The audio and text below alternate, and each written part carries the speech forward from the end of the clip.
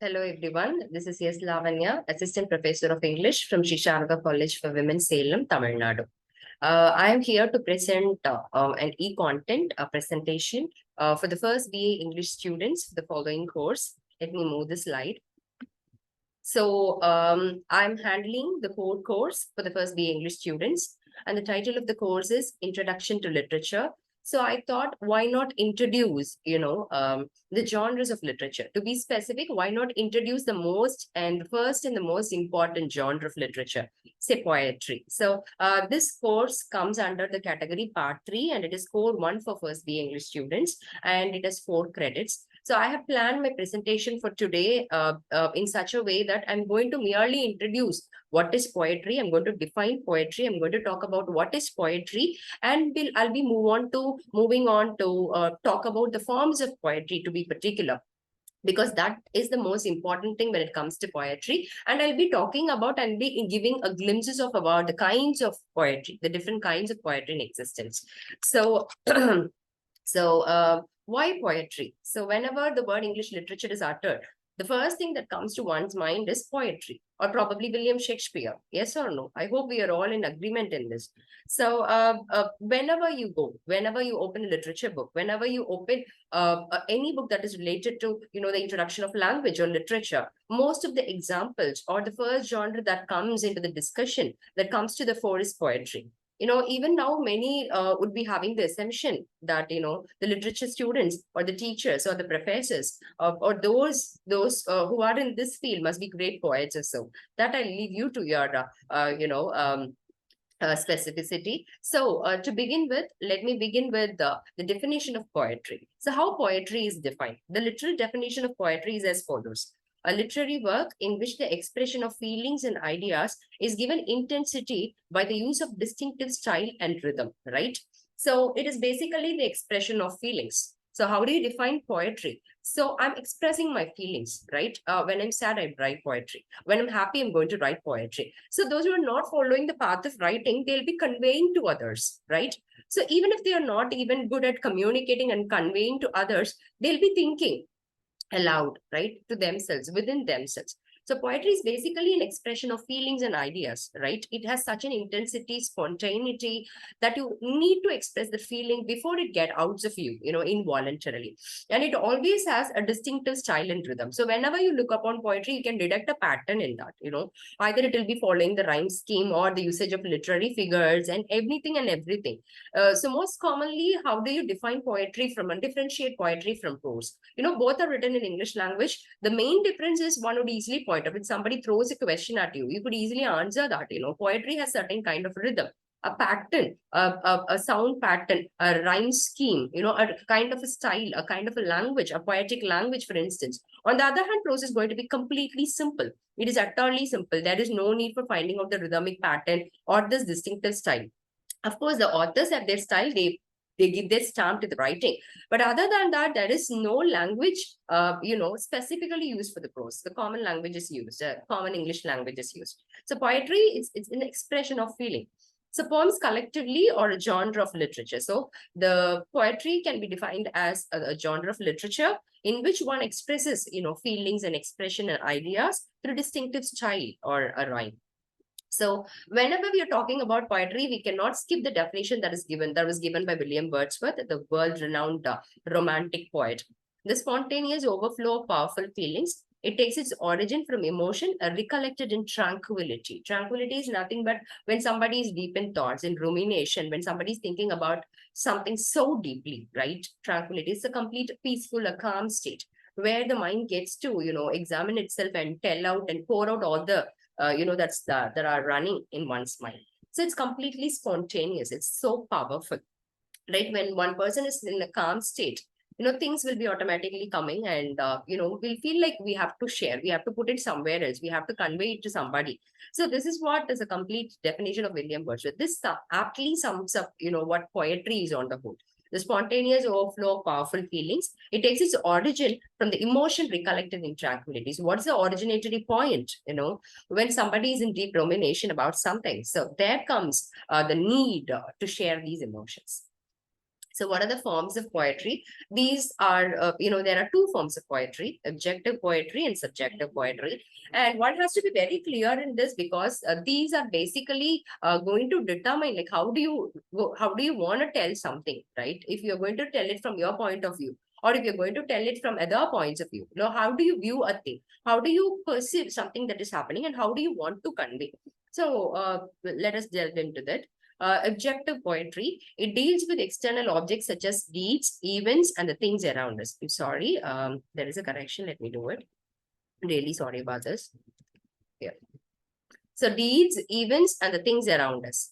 The poet functions as a detached observer, describing what he has seen or heard. So the thing is, poetry is something, you can write about the things which you feel within yourself, or whatever you see in the outside world. So this subjective poetry, what it usually does is, you're observing a poet or a person who is writing poetry, he or she will be observing the things that is happening around him or her, and they'll be start penning it down, right? So what is the role that is performed by the person who is attempting to write poetry, or attempting to grab the things that is happening around him or her? A detached observer, right?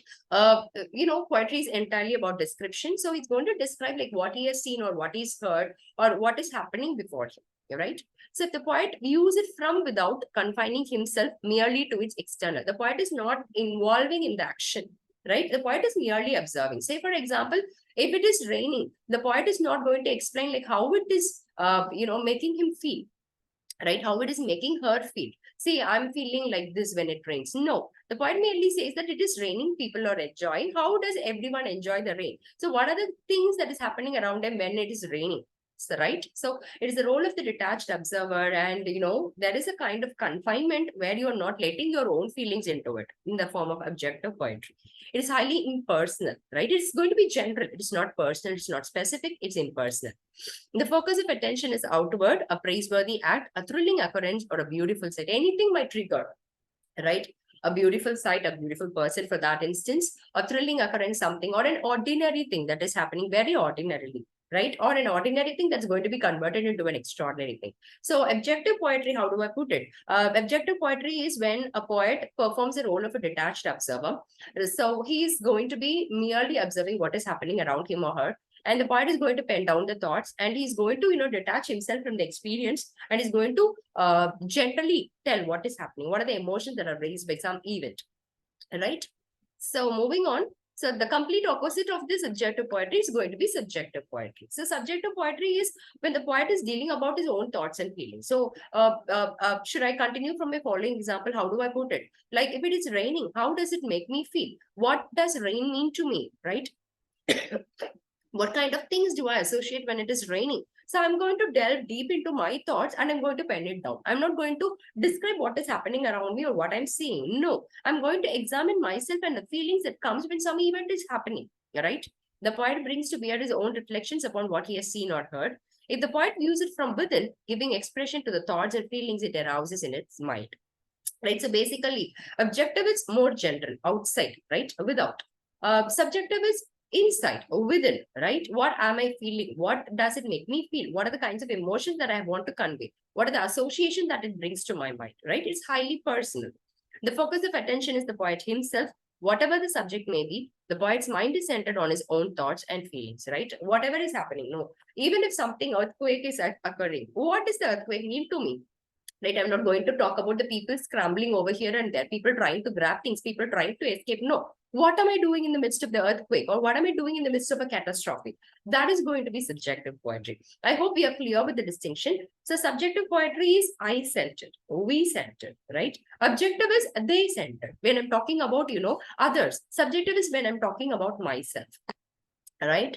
So moving on, objective versus subjective. Objective poetry is older than subjective poetry. The objective poetry was developed among the primitive people whose life was composed of action and then of thought. A subjective outlook was not developed in a man at that time. So how do we do this? So which comes first? Which came first? Objective obviously came first, because people were not equipped to think about themselves, to examine themselves. They were merely observing. They were primitive people. It started before centuries ago, right? Before BC. So people started finding themselves about the ways of entertainment, ways of conveying communication. So what they were doing, they started observing things that are happening around it. When they're going for hunting, they started observing how do I do it? How do the people do it? They're not examining themselves. They are merely observing the action. So objective poetry came first, then it was followed by the subjective poetry. So the primitive people, they were the originators of this subjective poetry. They started describing the deeds that is happening around, that were happening around them. Then they started like how it affected them personally, right? So objective came first. There has to be born in mind. So what are the examples? So epic and drama, they come under the category of objective poetry. Subjective poetry, lyric and elegy, right? We'll be seeing about what are these things. So epic is some long narrative poetry. What are the two greatest, epics of Indian nation, Mahabharata and Ramayana?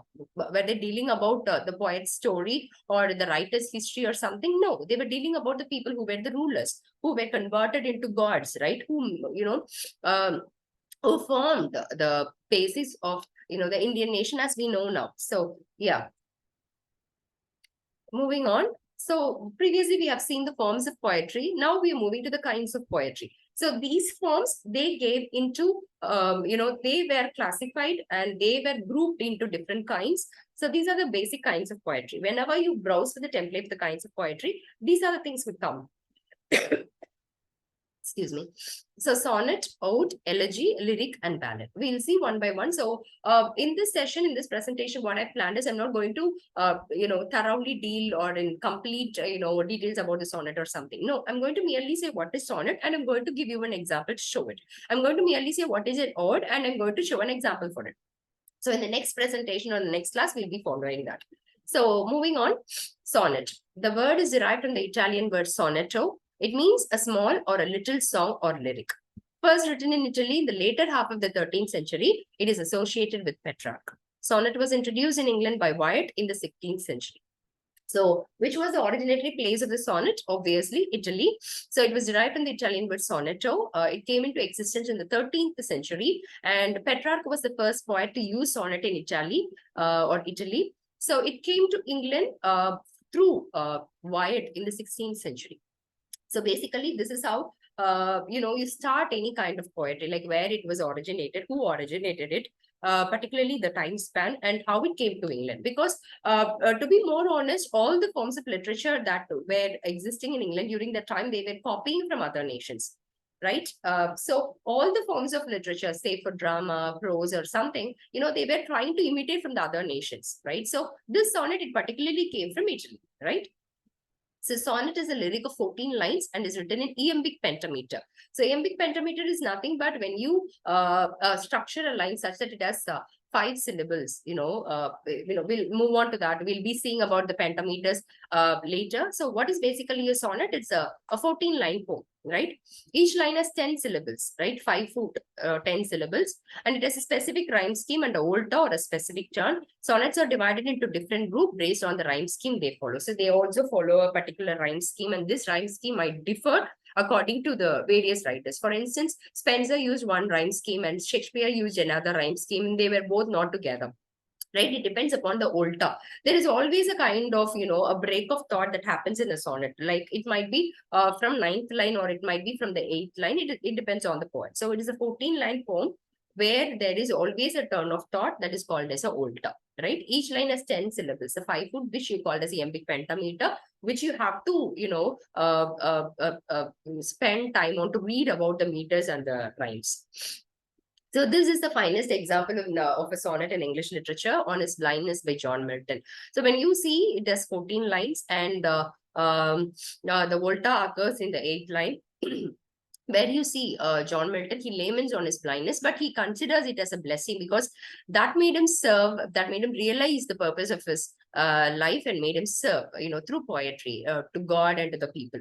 So to recap, sonnet is a 14-line poem which has its own rhyme scheme, and it was originated and it was borrowed by the English poets from Italy, from Petrarch to be specific, from the 13th century. Right? And moving on, ode. So what is an ode? Ode is basically a poem which praises somebody. Even it might be a person or a thing or anything, right? Even it might be an abstract idea. When I'm going to write a poetry praising kindness that is existing in the world, the kindness that people show to one another, the kindness that people show to animals or even to themselves, that's going to be an ode. So noted for the logical evolution of thought, derived from the Greek word eidin, which means to chant or sing. Highly solemn and serious in its tone and subject matter, the tone is often formal. So what is the difference in the tone? It's going to be highly formal. See, I'm going to praise somebody, even it might be a god, right? A deity, or something supernatural, or even a common person or a thing, that is going to be a ode. So the tone is going to be highly formal. The language is going to be flowery, and it's going to be very serious, right? I'm not bringing in something so frivolous to talk about when I'm praising somebody. And it's borrowed from the Greek word I did. So the originating point was Greece, of course. So, Ode on a Grecian Urn, I have given an excerpt. This is another famous. So, the examples I have picked for these particular, the ode sonnet for the kinds of poetry, you could, whenever you browse ode, this will come up. Whenever you browse sonnet, Milton's sonnet will come up in your search. So, Ode on a Grecian Urn, it's a beautiful, a vessel. So, John Keats has written an ode on the Grecian urn, where he describes the beauty of the urn, the purpose and the beauty of the urn. So, to recap, ode, it's a poem which praises people or things. The people might be, supernatural, human, extraordinary, ordinary, and the tone is going to be highly formal, and the subject is going to be highly serious. I'm not going to entertain any frivolity here, and it's borrowed from, the Greek form of ode, right? Moving on. Next comes elegy, right? Elegy is nothing but a poem of mourning.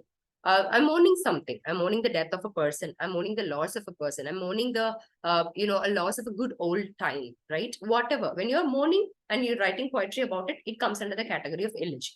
The word elegy comes from the Greek word elegia, which means lament. So lament. A sad song or a poem that expresses deep sorrow about something, a poem of mourning, to show deep sadness, regret, and its melancholy into. So, how do I put it? How do I put it simply? Elegy is lament, a dirge. When you're mourning the loss of some person, a bereavement, a death, or even a thing, that is going to be elegy. You are sad, you've lost something, and you're going to write a poetry about it, a poem about it. That's going to be elegy. So, this is the famous elegy of Milton again, Lycidas, right, where he mourns the loss of his favorite person. So, to recap, elegy is nothing but a lament song, a mourning song. When you mourn the loss of somebody, a loss of something, a bereavement or a death, when you are sad, when you've lost something and you're penning down your thoughts, it's going to be elegy, and you're dedicating it to somebody. Then comes lyric. A lyric is ordinarily what you do, right? It's a sung by a single voice, always accompanied by a lyre, and a Greek original lyre is nothing but a musical instrument. And two main features of lyric: it is an expression of single emotion, and it is a musical composition. It is always accompanied by a music. You can, accompany it from any musical instrument. It always expresses single emotion. You start the song or the poem happily, and it has to end happily. There should be no mingling of the emotion at all. A single emotion should be there. So lyric is basically a melodious song, right? Which you write for your beloved, or you're enjoying something, you're happy. So this is an excerpt of Emily Dickinson's lyric, "The heart asks pleasure first." So Emily Dickinson, she has penned some beautiful lyrics, expressing her own thoughts, and it's musical in quality without even the accompaniment of the music. So to recap, lyric is, basically a poem which is sung by a single voice, and it's always accompanied by the music or without music in the modern times. And it always expresses a single emotion. If you're starting the poem happily, it has to end happily. If you're talking about something sad, it has to, deal with that emotion, right? So the last one is ballad.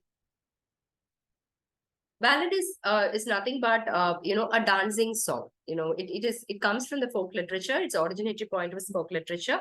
It is always sung to the accompaniment of a harp or a fiddle by a strolling singer or a band of singers. A dancing song is very short in words, a ballad. But when it came to England, people started, altering the structure of the ballad. So when it originated, it was very short, and people, they used to sing this ballad from one, moving on from place to place. They'll be accompanying by dance and the music and everything. It's very short, and it is basics of folk literature. So this is what is ballad is. So John Keats' ballad "La Belle Dame Sans Mercy." This is again an excerpt, not the complete poem. Where he talks about a lady without mercy. It's a ballad, and it always tells a story. To be specific, the ballad, they always tell a story. It might be anything, right? From the mythology, or from a common folk literature, or borrowed from another nation. So ballad, to recap, it comes out of the folk literature. It is a dancing song. It is always accompanied by music, and a group of people will be singing it. They'll be penning it down and they'll be singing it, and it's a dancing song. So let me give a recap of what we have seen in today's presentation. So I've started with the definition of poetry. What is poetry? What is the originatory point of poetry? And we have seen the world famous definition of William Wordsworth about poetry. And we've moved on to the forms of poetry, because that is how you have to determine whether I'm going to be writing an objective poetry or a subjective poetry. When I'm going to tell about my thoughts, or I'm going to describe what is happening around me. So there are basically two forms of poetry: objective poetry and subjective poetry. Objective is when you're describing. Subjective is when you are examining yourself and you're pouring out your thoughts. So the kinds of poetry: sonnet, ode, elegy, lyric, and ballad. So the main point to be noted is, though the originatory point, or these forms of poetry originated in different kinds, they were borrowed and they were altered. The English poets made sure that they were giving their own touch, right? As we have seen, the ballad is when the ballad was introduced to England, it was very short, right? Very short. It will be easily sung and to be danced at. But when the romantic poets, they took the idea of ballad in their hands, they completely transform it. It might be running to pages and pages even. So to talk about La Belle Dame sans Mercy and the Rime of Ancient Mariner, it cannot be viewed as a ballad, but it is a ballad, right? So sonnet is a 14-line poetry. Ode, a poem which praises, someone or something. Elegy is a lament or a dirge when you mourn the loss of something or somebody. Lyric is ordinary melodious song which you sing to express your single emotion. And ballad is a dancing song. It comes out of folk literature. So probably in the next presentation, we'll be seeing each kind of poetry in detail. So thank you for your attention. Thank you for your time. Thank you.